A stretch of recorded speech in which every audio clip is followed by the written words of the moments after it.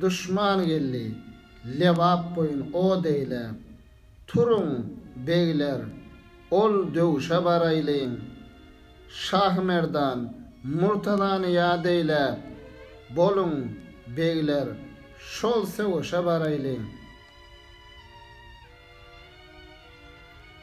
Er yigitler, gadap günü çıkanna, düldül vekip, asman sahi bakanna, çağlar dolup, gırmalı gana kanna, er dey durup, şol sevuşa baraylayın.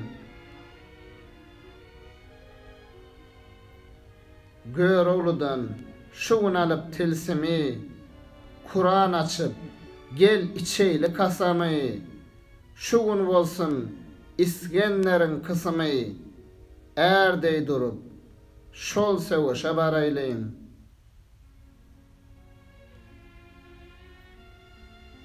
Şah Merdan gelip gollar bizleri, kırk erenler yola sallı sizleri, gana boya büssü, başı, gözleri, er dey durup, şol sevuşa baraylayın.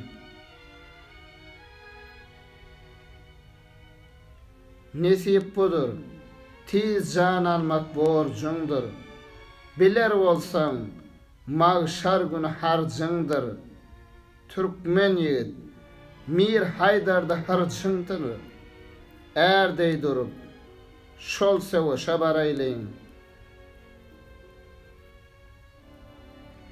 Seydi Aydar, geçtem şuun canımdan, levap taşın boyap, gızıl kanımdan, namart yigit gitsin, menin yanımdan, er dey durup, şol sevuşa baraylayın.